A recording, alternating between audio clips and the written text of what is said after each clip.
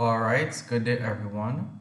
And I am gonna do over this live. I just want to say thank you to all the students in my class and other students as well, who were on YouTube and were very resilient today because we had some internet problems today, guys. And I just wanted to do this live over so it could be clear. But again, I'm really happy for the resilience that I saw today, and I like that. Okay, I like students that are teachable and coachable and are interested in their work. Those are the students you see that they are going to do very, very well in all their endeavors. So, because of that, I said, you know what? I'm going to do this video over and do it clearly, so with no interruptions. And I'm going to go through this poetry today. Okay? So, the poem we did today was entitled A Dog's Mistake. So, I'm going to teach it. I'm not going to have any response like a live session. So I'm not gonna be answering any live questions because this is not a live, this is a recorded video, but I'm gonna explain it completely as I did on the live. Okay, so task 4, poetry. Let's read the instructions. It says read the poem A Dog's Mistake on this page using complete sentences. Answer questions 26 to 32. Those instructions again are read the poem A Dog's Mistake on this page using complete sentences. Answer questions 36 to 32. So let's read. Now I'm going to read this poem twice. Okay? I always advise you read your work twice. Read the instructions twice, read the work twice. So you can become familiar. Not everyone is going to just catch that work just by reading it twice. One student told me, "Sir, is that why people read the Express newspapers whole day? Because I see some people just reading papers whole day." Maybe that's true, right? Okay, so not all the time, somebody's just gonna read something one time and just get all the information in their head. Sometimes people read things twice, probably more than twice, to really get the information and to understand and comprehend what's going on. Some people even look at a movie more than once. Okay, that and all helps them to really interpret what is going on. So we're gonna read this poem twice. So let's go. A Dog's Mistake. He had drifted in among us as a straw drifts with the tide. He was just a wandering mongrel from the weary world outside. He was not aristocratic, being mostly ribs and hair, with a hint of spaniel parents and a touch of native bear. Stanza 2. He was very poor and humble and content with what he got, so we fed him bones and biscuits till he heartened up a lot. Then he growled and grew aggressive, treating orders with disdain, till at last he bit the butcher, which would argue want of brain. Let's go. Now the butcher, noble fellow, was a sport beyond belief, and instead of bringing actions, he brought half a shin of beef, which he handed on to Fido, who received it as a right and removed it to the garden where he buried it at night. Okay? 'Twas the means of his undoing, for my wife, who'd stood his friend, to adopt a slang expression, went in off the deepest end. For among the pinks and pansies, the gloxinias and the gorse, he had made an excavation like a graveyard for a horse. Okay? Right. Then we held a consultation which decided on his fate. 'Twas in anger more than sorrow that we led him to the gate. And we handed him the beef bone as provision for the day. Then we opened wide the portal and we told him on your way. Written by Banjo Patterson. Okay, so let us read that poem again. Okay, let's read that poem again. It may take a couple more minutes, but trust me, When you go to answer your questions and the question says, what does this mean? What does that mean? You're gonna have to go back into the poem, find those words, find that line, and then get the meaning, and then go back and answer your question. So I'm saying it's great, great, great that you will read it twice, so you could find those things when you need to answer those questions. Let's go one more time. A dog's mistake. He had drifted in among us as a straw drifts with the tide. He was just a wandering mongrel from the weary world outside. He was not aristocratic, being mostly ribs and hair, with a hint of spaniel parents and a touch of native bear. Okay? He was very poor and humble and content with what he got, so we fed him bones and biscuits till he heartened up a lot. Then he growled and grew aggressive, treating orders with disdain. Till at last he bit the butcher, which would argue want of brain. Let's go. Now the butcher, noble fellow, was a sport beyond belief, and instead of bringing actions, he brought half a shin of beef, which he handed on to Fido, who received it as a right, and removed it to the garden where he buried it at night. Okay, next stanza. 'Twas the means of his undoing, for my wife, who stood his friend, to adopt a slang expression, went in off the deepest end. For among the pinks and pansies, the gloxinias and the gorse, right, he had made an excavation like a graveyard for a horse. Then we held a consultation which decided on his fate. 'Twas in anger more than sorrow that we led him to the gate. And we handed him the beef bone as provision for the day. Then we opened wide the portal and we told him on your way. Written by Banjo Patterson. Okay, alrighty then. So the poem gave you a couple of words. A gloxinia is a flowering houseplant. A gloxinia is a flowering houseplant. A gorse is a dark green bush with small yellow flowers. A gorse is a dark green bush with small yellow flowers. Okay? So let's go on to get those questions. Let's go. Number 26. For 1 mark, they said, what action of the dog in stanza 2 shows that it was not very smart? Again, what action of the dog in stanza 2 shows that it was not very smart? Now, let's go to stanza 2. Now, where is stanza 2? Well, you know, in comprehension and passages, they call it paragraphs, but in poetry, sometimes they call it stanzas. So this is actually a stanza. This is the first stanza in the poem, right? This is the second stanza. This is the second stanza. This is the third. This is the fourth, and this is the fifth. So this poem has 5 stanzas, okay? Now the said, let's look at stanza 2, right? So we are looking at this stanza, right? And I just want to make mention of this 5 here. This 5, what does this 5 mean? Well, in poetry, they actually number the lines. So this 5 here means this is line 5. Okay?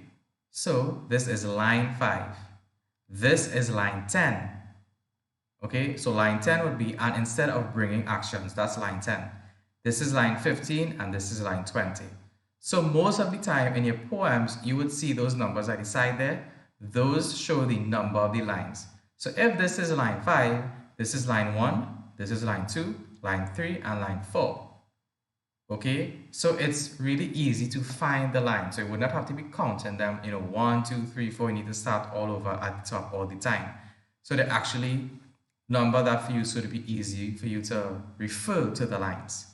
So again, the question says, what action of the dog in stanza 2 shows that it is not, or it was not very smart? Okay, and I remember on the live call, somebody said, line 2, till at last he bit the butcher. Oh, line 6, 7, 8, line 8, till at last he bit the butcher, which would argue want of brain.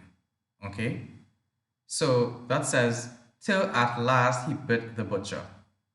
Meaning that he bit the butcher. The dog bit the butcher. And the dog basically bit the person who is feeding him. And the line goes on to say, which would argue, think about it, want of brain. So to argue want of brain means like you're having an argument. Does the dog even have a brain? Is because he did something very, very foolish there. Okay? You don't mess with the people who are preparing your food. Okay? You don't want to get them angry because the dog is poor. It says in the previous line, so we fed him bones and biscuits till he heartened up a lot. And even before that, it says he was very poor and humble and content with what he got. So if you didn't realize by now, this is a stray dog. Okay? It's a stray dog, right? Even the first line said he had drifted in among us as a straw drifts with the tide. He was just a wandering mongrel. So this is a stray dog. And stray dogs normally do not, they don't have someone feeding them. Okay? They don't have someone feeding them. So they rely on people to give them food, throw a piece of food for them, and that's how they get their food, or they look for food in the trash and so on. And someone, this is the butcher and his family saw that the dog needed food and they had compassion on the dog and began to give the dog bones and biscuits till he heartened up a lot. Right? So the dog became warmer and more friendly with them. And this is when the dog made the mistake, well, one of the mistakes in the poem. Then he growled and grew aggressive. Okay? So he became aggressive with the people that were helping him, treating orders with disdain. So the dog did not want to listen to any orders or anything that they were saying. Okay? So the dog became too aggressive. And at last, all that aggression till at last, the dog bit the butcher, which would argue want of brain, which is not a smart thing to do, to bite someone who is feeding you, right? Okay? So number 26 says, what action of the dog in stanza 2 shows that it was not very smart? So we can say, in stanza 2, right? Line, what line is it? Let me check the line. 6, 7, 8 in stanza 2, line 8.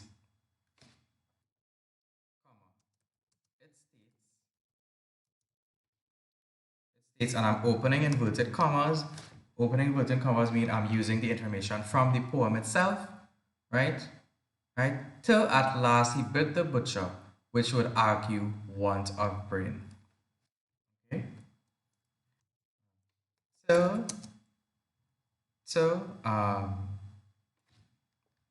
what does it say? Yeah, till at last he bit the butcher. Till at last he bit the butcher, which would argue want of brain. You understand? Right? Close inverted commas. Right? So you can say that. You can refer to the line if you want to. Okay? This shows, or this indicates that the dog bit the person who was feeding him, or bit the people who were feeding him. Bit the people who were feeding him. And this is not a very smart thing to do. Okay? That is not a very smart thing to do. Right? Even the line says, which would argue want of brain. So you're thinking about, does this dog have a brain? Because he did something very, very foolish there. Okay? So I think even on the live poll, I think we got that down pretty good. Right? I think we spoke about that on the live poll as well. All right? Okay? So yep. So you can have that as your answer. And as you can see here, I just want to make a point of this. When you are answering your questions, let's say, for example, they have 2 lines, try to write the 2 lines, okay? Try not to put a one-word answer. Try to explain yourself, because when your examiner is correcting it, you are not going to be there. You are not going to be there to explain yourself and say, well, this is what I mean, this is what I meant. Okay, you need to give a full answer to get your mark. Okay, right? So write in a way for the examiner to completely understand what you are saying, right? So always write like that. So our answer is, in stanza 2, line 8, it states, till at last he bit the butcher, which would argue want of brain. This shows that the dog bit the people who were feeding him, and this is not a very smart thing to do. Okay, so that would be for 1 mark, right? So that is the answer to number 26. Let's go to number 27. He was just a wandering mongrel. They gave inverted commas because that is actually taken from the poem, and how convenient, they said in line 2. So we can find line 2. It says, he was just a wandering mongrel in line 2. Why is this an appropriate description of Fido? Why is this an appropriate description of Fido? And Fido is the name of the dog. If you are wondering, Fido is like a general name of a dog. It's like Spot or Spark or Rex, or Rocky. These are generally common names for dogs. Well, some people have very unique names and stuff, but Spot, Scooby, all these are like general names for dogs that people kind of work with. Okay, so Fido is one of them. And let's go to line 2. He was just a wandering mongrel. Why is this an appropriate description of Fido? Well, line 2 says, he was just a wandering mongrel from the weary world outside. Now, I just want to give you some advice here. When you're reading a poem or you're reading some comprehension and they say go and look at the line, what would really help is that you would read the lines before and the lines after it. You may not need to read over the whole comprehension passage or graphic art or poem, but it helps you to understand the meaning of the line in its context.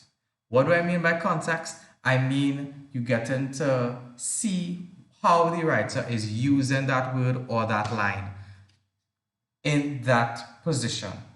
Okay, right? So you get in the whole, some people say the whole gist of it, the whole idea of what is being written there, okay? And you could get a chance to completely understand what the writer is saying, okay?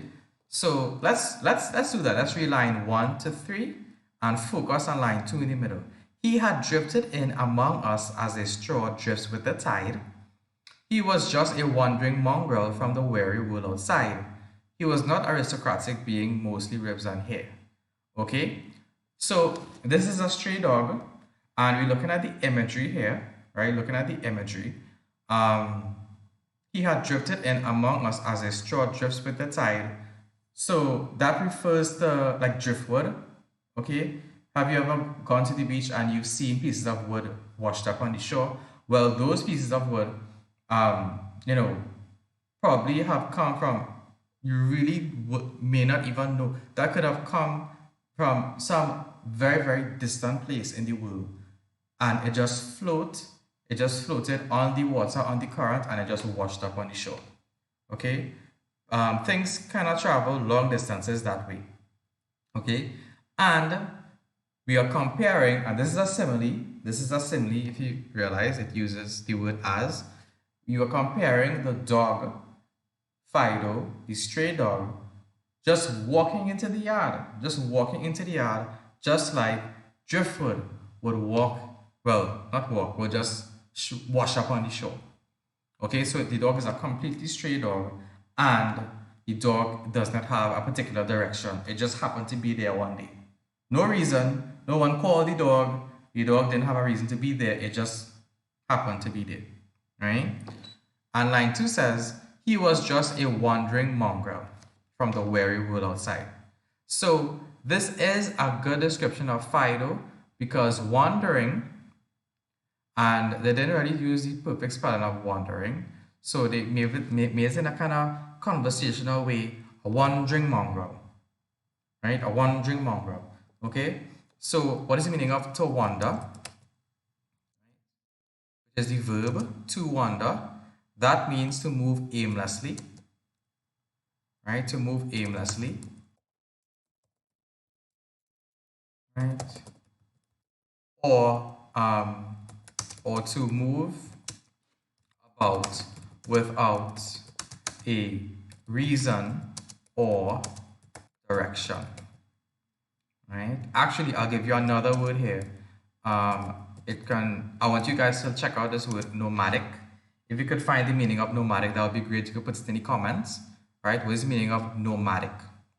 Okay, so you have wander there, right? Just putting this in, right? And also,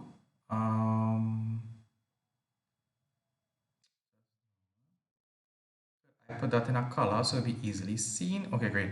I'll put that an even more defined color. Let's go with green, right? Okay, you might need to up the brightness in your device if you're looking at that green. Let's go with red.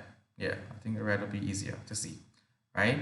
So to wander would be to move aimlessly, to move aimlessly, or to move about without a reason or direction. So check out the word nomadic for me. I just want to expand your vocabulary. Check out the word nomadic. And mongrel is another name for a dog.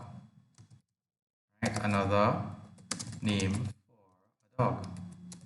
So he's basically a wandering mongrel, just a dog just moving about without a reason, right? Or direction. And we can say this line for our answer, we can say this is an appropriate description for Fido because Fido is a stray dog, right, that moves about, right? And we can give the meaning moves about without any direction, right? Fido just, Fido, I want space bar, just happened to,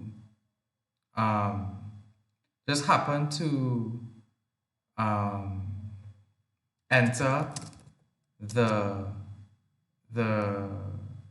yard of the butcher and his family, okay, without any reason, right? Okay, so I think we completely explained that there.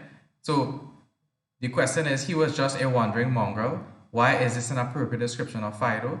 This is an appropriate description for Fido because Fido is a stray dog.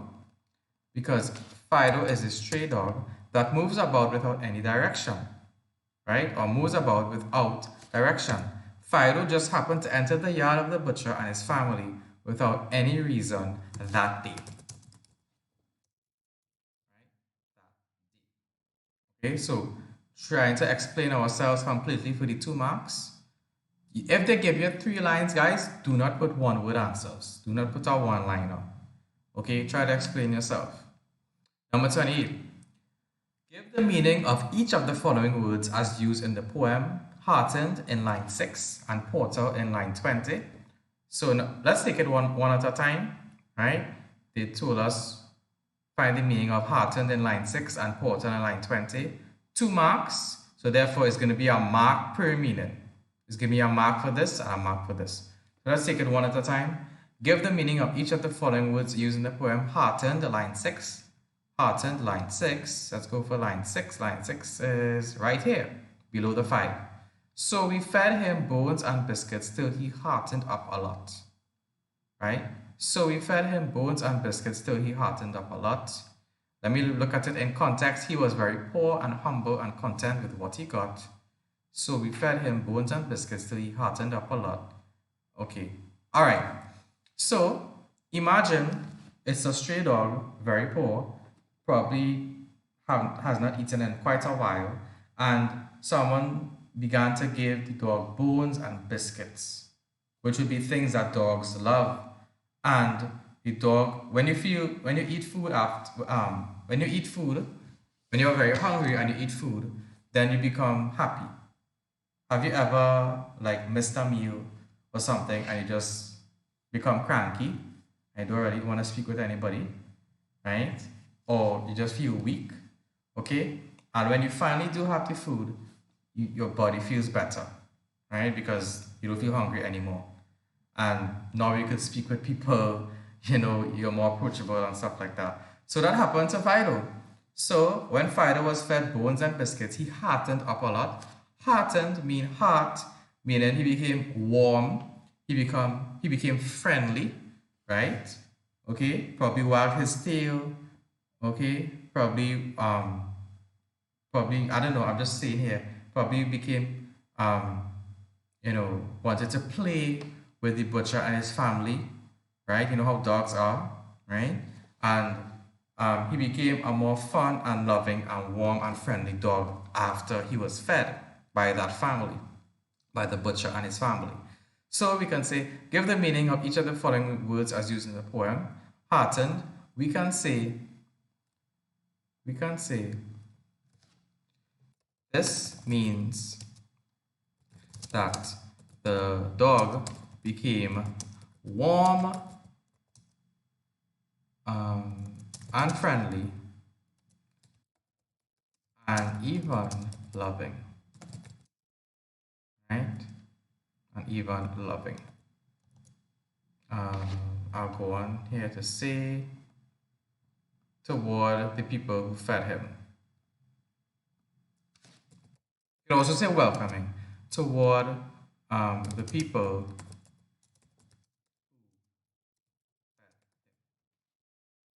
Right? So what does hearted mean? Warm and friendly and even loving or welcoming. Right? Awesome. Portal, line 20. Give the meaning of portal used in the poem. So line 20, where is line 20? Yep, they gave us line 20 here. Then we opened wide the portal and we told him, on your way. Now, the meaning of portal would be gate or opening or doorway. Right? Okay, so let's read it in context. And we handed him the beef bone as provision for the day. Then we opened wide the portal and we told him, on your way. So basically, at the end of the poem, they told Fido to leave. And I remember telling you guys this on the live call, and I always tell my students this. When you look at poetry, especially poetry, most of the times, the mood or tone at the beginning of the poem, it kind of shifts to a different one coming down to the end. Okay? So, not all poems, but most poems, right? When I mean most, I mean for past papers and past paper booklets, right? Poetry, these poems, they tend to have a certain mood or tone. We did that, I think it was last week, we did a sudden storm where in the beginning it was kind of happy and at the end it was very, very terrifying. Or it probably was the other way around or something like that. But there was a difference, a contrast between the mood and tone at the beginning and at the end of the poem. And this poem has the same thing, right? So I'm not showing you guys how to answer the questions for this poem. I'm teaching you guys to answer and apply these things to any poem that you meet, right? I'm not here to show you just one poem, but I'm here to show you poetry, right? Okay, so at the end it says, then we opened wide the portal and told him, on your way. So basically, they told Fido to leave, okay? So we can answer, we can say, the word portal means gate. I'm going to say it in inverted commas because that's taken from the poem. The word portal means gateway, or door, right? Or door. You can use a dictionary. Dictionaries have a lot of different meanings, difference in meaning based on the type of dictionary that you use. And I like this one here. I'm not sponsored by Oxford in any way right now, But I really like this paperback Oxford English Dictionary, and this is actually the prize for the Spelling Masterclass series for the month of February. So that person, I don't know, I don't think we have decided that yet, who's gonna win, but somebody's gonna win this next week, right? And we actually use this dictionary. We have one. I think this is the one we use, right? I think this is the one, yeah, this is the one we use to apply and, you know, put yourself in the student's position, put yourself in their shoes, and use the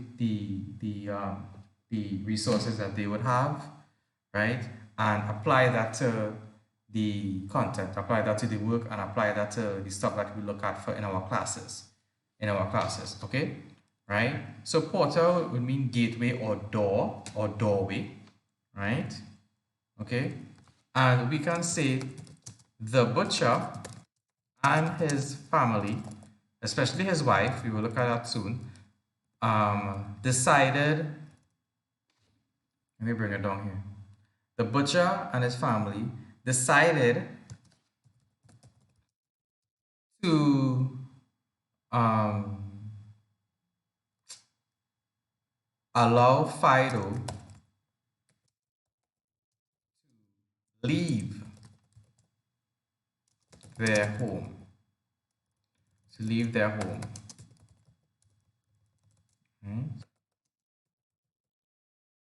After he made his mistake, but I'm not gonna get into that, right? That's kind of too much. So basically, portal means gateway or door, and the butcher and his family decided to allow Fido to leave their home, right? Okay, so that would be your answer for, well, that question there. So number 28, the question is, give the meaning of each of the following words as used in the poem. Hasten in line 6. This means that the dog became warm and friendly and even loving toward the people who fed him. And portal in line 20. The word portal means gateway or door. The butcher and his family decided to allow Fido to leave their home because he made a mistake. The name of the poem is A Dog's Mistake. Awesome. Number 29, identify a simile used in the poem. Right? Now, a little bit on similes here. Right? A little bit on similes here.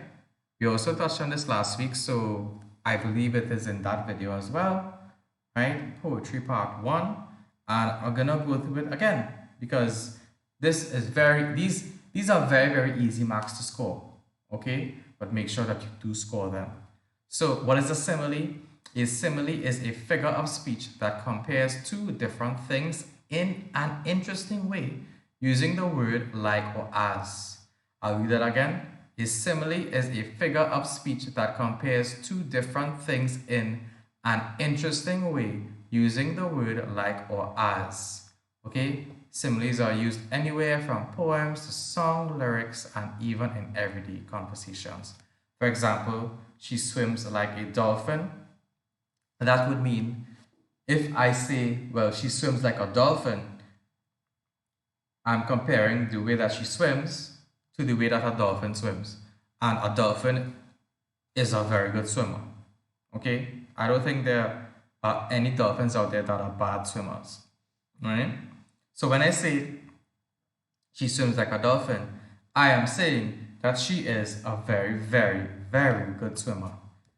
If I look at he runs as fast as lightning, that means that lightning is something very, very quick, very, very fast. So if someone is running as fast as lightning, I am saying that that person runs very, very fast. And this one here, it tastes sweet like honey. Honey is very sweet. So if I'm talking about something like a cake or a candy or a sweet of any sort, and I say it tasted sweet like honey, that means the thing that I'm eating right now is so sweet that I have to compare its sweetness to that of honey, which is arguably the sweetest thing that you could find. Okay? So honey is very, very sweet.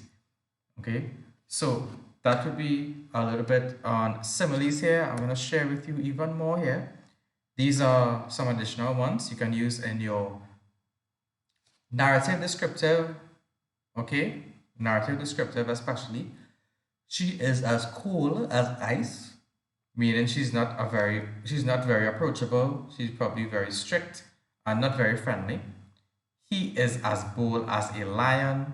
He's brave, just like a lion is brave. A lion is known to be the king of the jungle and very, very brave and has no fear for anything. So if you say he's as bold as a lion, that guy is very, very brave himself. He is as busy as a bee. A bee is always buzzing around, always busy. So if someone is busy as a bee, he has a lot of things to do, right? He moves as quiet as a mouse.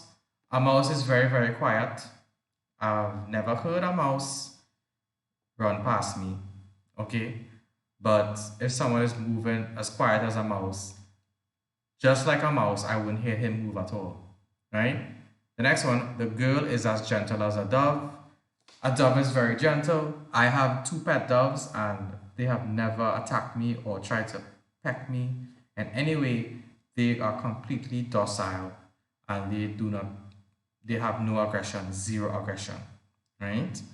And if you say she's as gentle as a dove, she's a very gentle person. She has no aggression. She is very, very calm all the time. Okay? She will not harm anything. And finally, that knife is as sharp as a razor. Well, a razor is very sharp, and you're comparing the sharpness of that knife with a razor, with the sharpness of a razor. So, a couple similes there that you can use. You can pause the video and have a little write of this. You can write this down in your book if you want to, right? So that is just a little revision on similes there. And number 29, identify a simile used in the poem. So a little trick with this, just look for the word like or as. Just look for the word like or as. If you see the word like or as, and I'm pointing to the first simile right there. Once they use like or as, and it's a comparison between two things, it's a simile. So it says here in line 1, he had drifted in among us as a straw drifts with the tide. So that is definitely a simile. So you are comparing the drifting or the stray dog to a piece of driftwood. So just as the driftwood is just moving about in the water, it doesn't have any direction, it just goes with the flow, no direction at all, it's kind of wandering. So is the dog.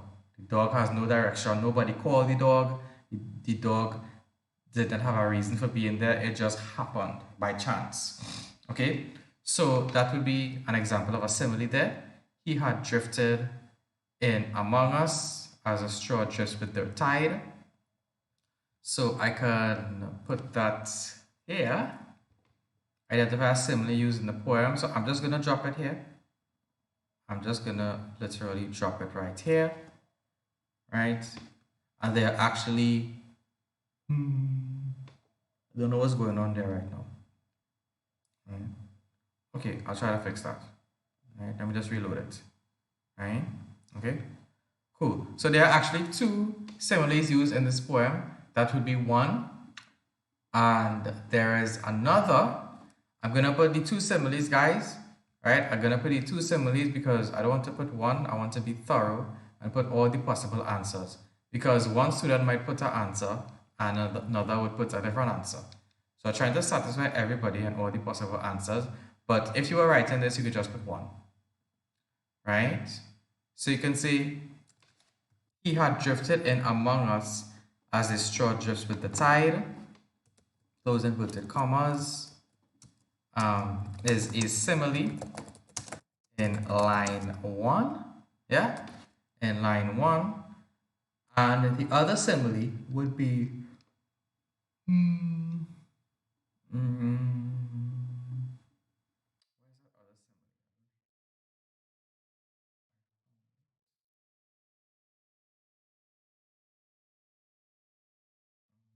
oh, look at it. Line 16, it says, he had made an excavation like a graveyard for a horse. Right? So that is in line 16. Let me drop it there. Line 16. That is not my writing, right? Is a simile in line, what boy? Line 16, right? Okay, good. So he had made an excavation like a graveyard for a horse. So if you're looking at the imagery, particularly the dog actually buried the beef or buried the bone, right? Let's read this. Okay. For among the pinks and pansies, which are plants and flowers, the gloxinias and the gorse, those are flowers as well, as the poem told us. Gloxinia is a flowering houseplant.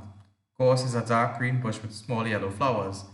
He made an excavation like a graveyard for a horse. So the dog actually dug a hole to bury the food, right? And the hole that Fido dug up, it was like an excavation, right? Are you familiar with that word? Or an excavator? So the dog dug up a hole. How big was that hole? Like a graveyard for a horse. So a horse is a very big animal, and if you were to bury a horse, you would need a very big hole. And the dog dug up a hole just like that. So probably there was a huge hole, and the wife's garden was dug up by the dog. So basically, listen to this.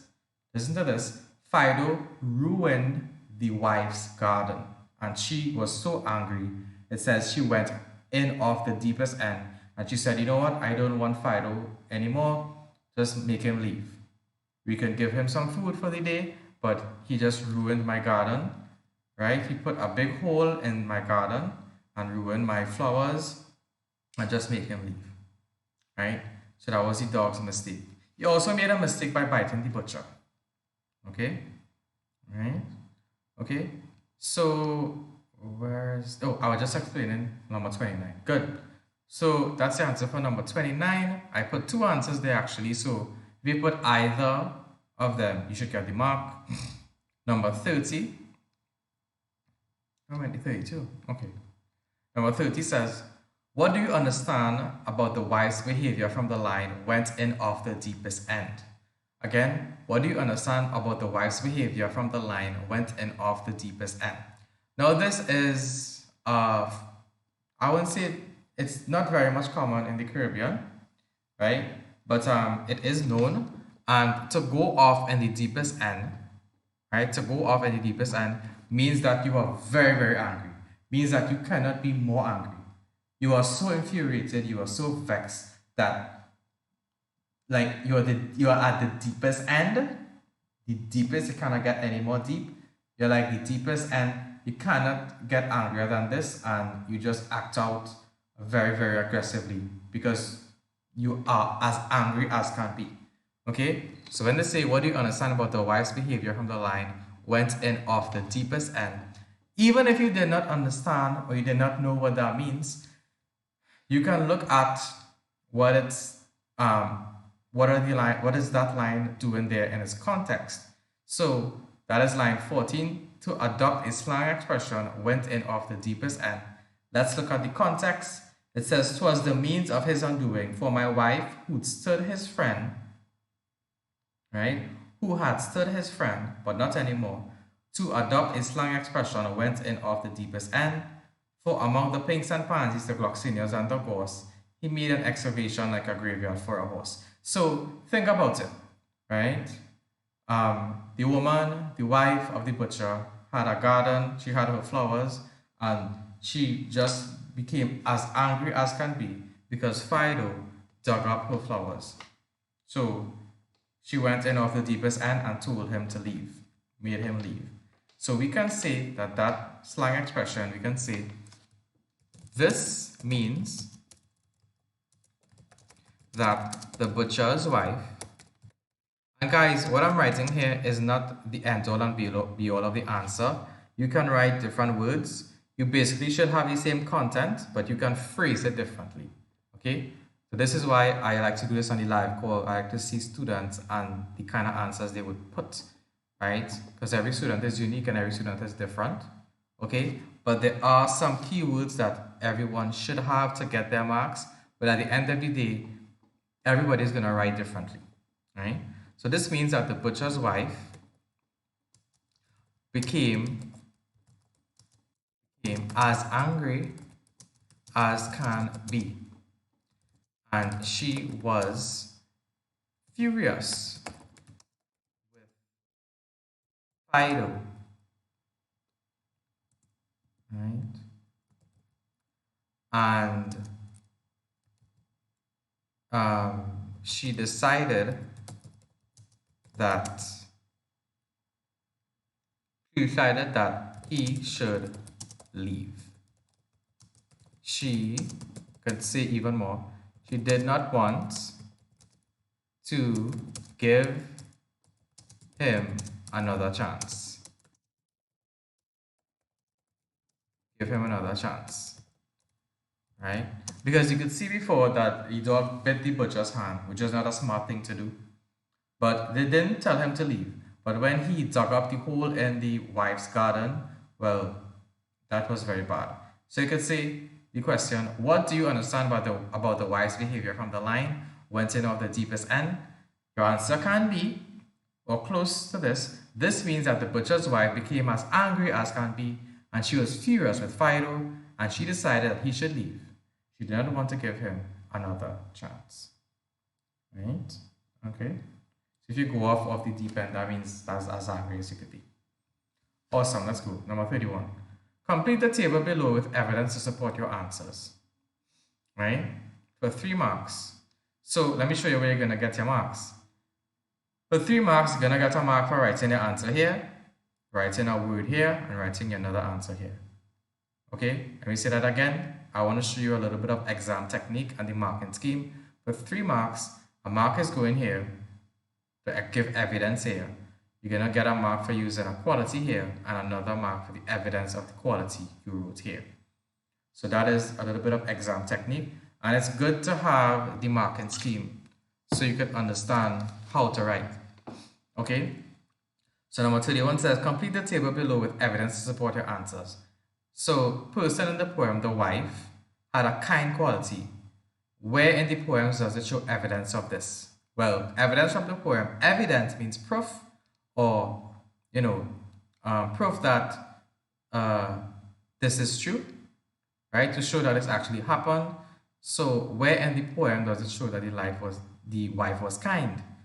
So, yeah, I'm trying to remember what a student said. Yeah, 'twas the means of his undoing for my wife who stood his friend. Okay, right. So I can just use that there, right?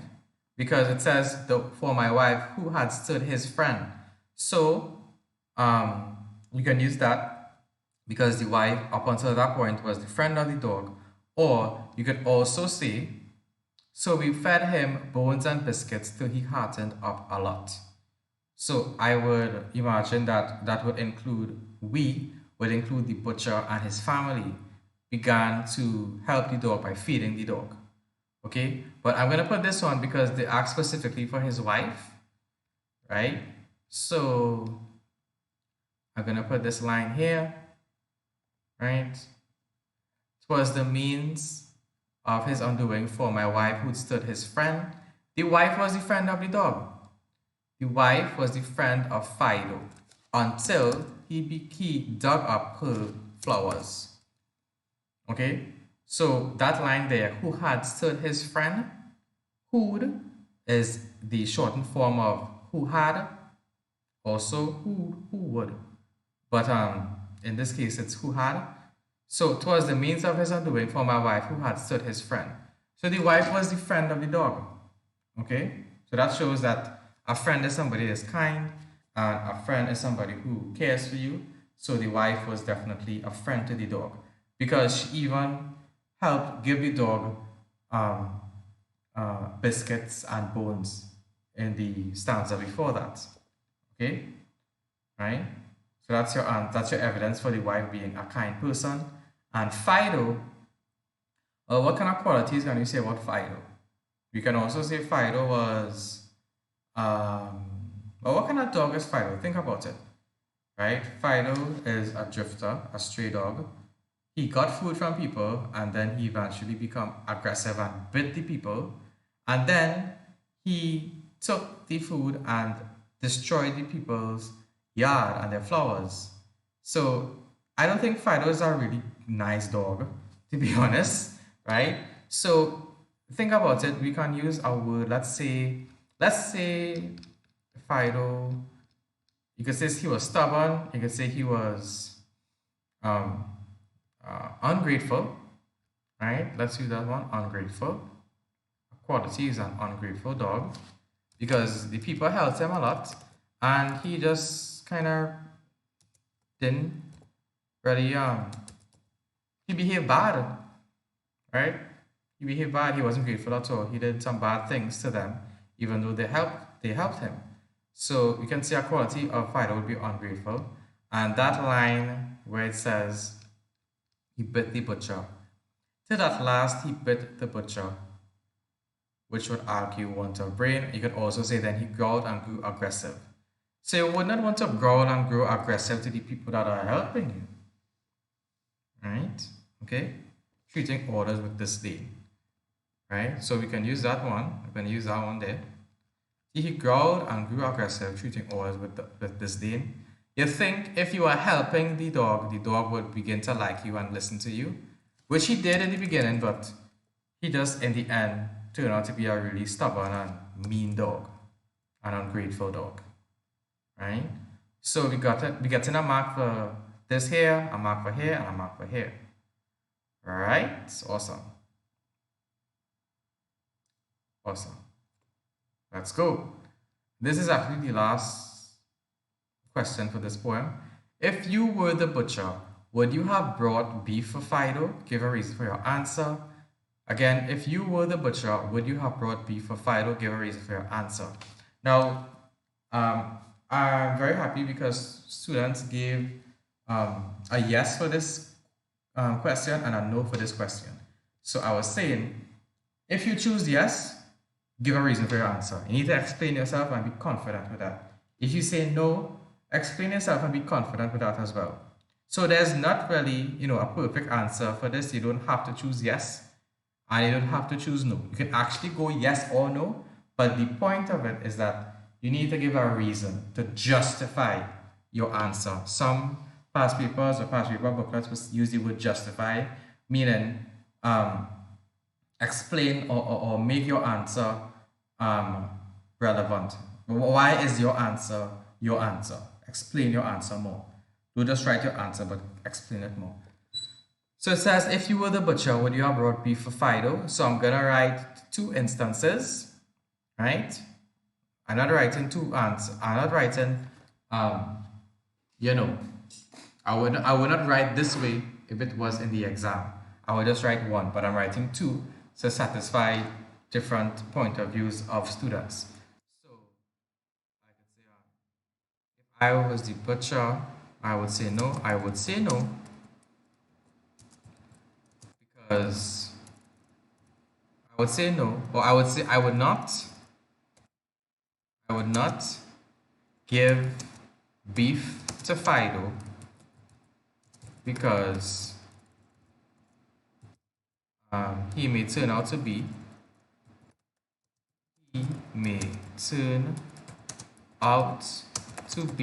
a stubborn and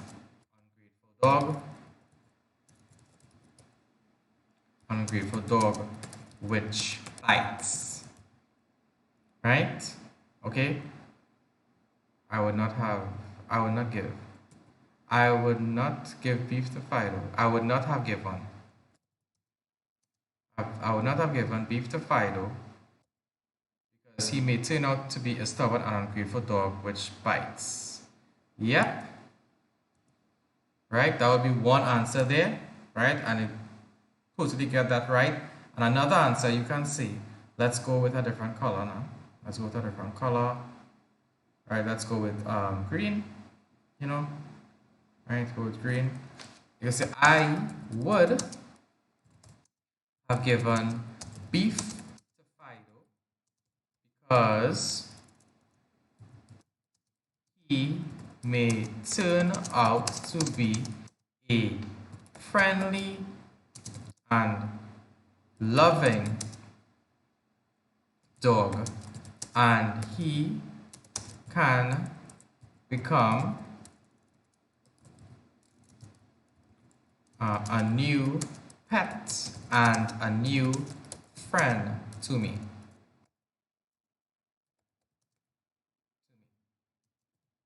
Right? So, yep, I would have given beef to Fido because he makes it out to be a friendly and loving God, friendly and loving dog, and he can become a new pet and a new friend to me. So both answers are correct. You just need to give a reason and support your answer. Okay? So I hope you learned a lot from this poem. I'm not showing you to do poetry, just to do one poem alone, but to apply all these things to other poems, right? Okay? So yeah, that's basically what we did today. So I just found it fit to do the live over because I saw a lot of hardworking students on the call and I wanted to reward them to give them a proper video because we had some internet problems today. Okay? So yeah. So awesome. So next week, I believe we will be doing a comprehension. May or may not be doing poetry anymore. I believe next week will be our comprehension. So look out for that. Be sure to subscribe to the channel or like Primary School Masterclass on Facebook. Or if you have a question or query and you want to join our private classes, call or WhatsApp 7136860, right? 186871360, and we will be glad to accommodate you, right? And also additionally, if you need help with mathematics as well, you need help with mathematics especially. I do not like students who doing work late in the night and they're just getting difficulty and the parents are getting difficulty to work these questions out. Message us. Message us. I answer the questions most of the time, right? And if I'm not available, another educator or probably someone who edits the YouTube, they answer questions as well. You give it the work and I just send it to you, right? So I don't want students to like have like bust in their brain, you know, as they would say, to just you know, not getting a question out. So be sure to send me your math questions as well. And creative writing has been going very, very good, right? I believe everybody is getting an improvement in their marks, right? Getting an improvement in their marks. A couple of people have scored 19, 20, and definitely getting closer to the higher range of marks, right? Okay, and even if they're not scoring 19 out of 20, they are improving, right? They are improving. So those are the times for the private classes. Mathematics would be on Mondays and Tuesdays from 9 to 10. Wednesdays and Thursdays would be 9 to 10 creative writing past papers, right? Okay, and we are here every Saturday morning, God willing. And yeah, also look out for the spelling masterclass series on the channel. My personal goal this year is to have everybody score 100 in language arts because I'm seeing a trend where students tend to lose marks easily in their creative writing. They are very good creative writers, but they lose marks because of their punctuation, capitalization, spelling errors. Okay, so you need to be on top of your game for your language to ensure that your report writing is up to mark. And in the mathematics, in section 3, there are worded questions and you need to have a good command of the English language, of language arts, so you can do those questions correctly, right?